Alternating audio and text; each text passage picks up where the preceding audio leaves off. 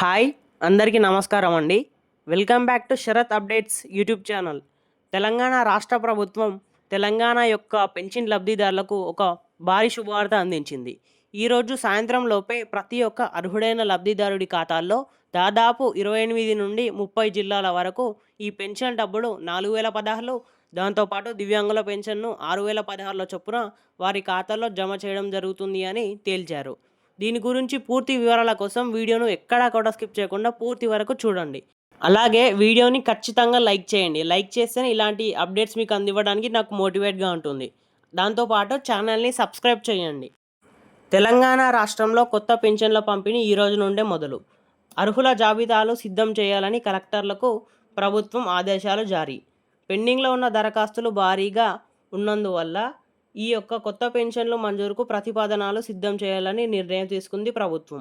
గ్రామాల్లో పంచాయతీ కార్యదర్శకాలు, పట్టణాల్లో, నగరాల్లో బిల్ కలెక్టర్ల ద్వారా ఈ పెన్షన్ల యొక్క దరఖాస్తులపై క్షేత్రస్థాయిలో ఈ పరిశీలన చేయించాలని నిర్ణయం తీసుకున్నట్టు తెలుస్తుంది. తెలంగాణలో ఈ కొత్త పెన్షన్ల కోసం లబ్ధిదారులు ఎప్పటి నుండో ఎదురుచూస్తున్నారు.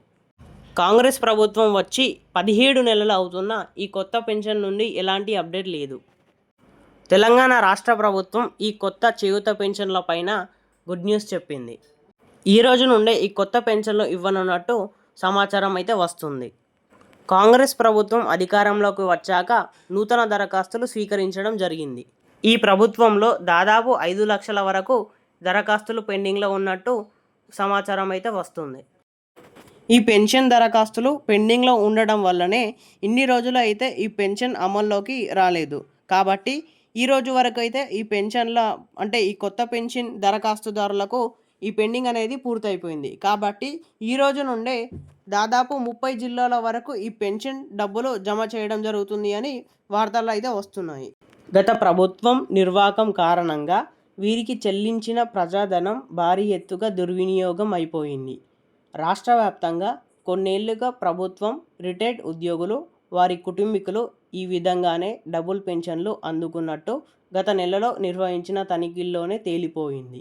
ఒక ఉమ్మడి ఖమ్మం జిల్లాలోనే దాదాపు 2.50 కోట్ల ఈ అక్రమంగా చెల్లించిన ఆసరా పెన్షన్లతో దుర్వినియోగం అయిపోయినట్టు అక్కడి జిల్లా అధికారుల విచారణలో తేలిపోయింది.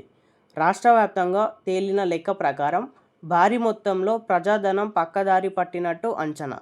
ప్రభుత్వం నిబంధనల ప్రకారం వితంతువులు, ఒంటరి మహిళలు, వృద్ధులు, బీడీ కార్మికులు, స్టోన్ కట్టర్లు, చేనేత, అలాగే వికలాంగులు, డయాలసిస్ రోగులు, మలేరియా, ఎయిడ్స్ రోగులకు ఆసరా పథకం వర్తిస్తుంది. దారిద్ర్య రేఖకు దిగువన ఉండి తెల్ల రేషన్ కార్డు ఉన్నవారు ఈ పెన్షన్ పొందేందుకు అర్హులు.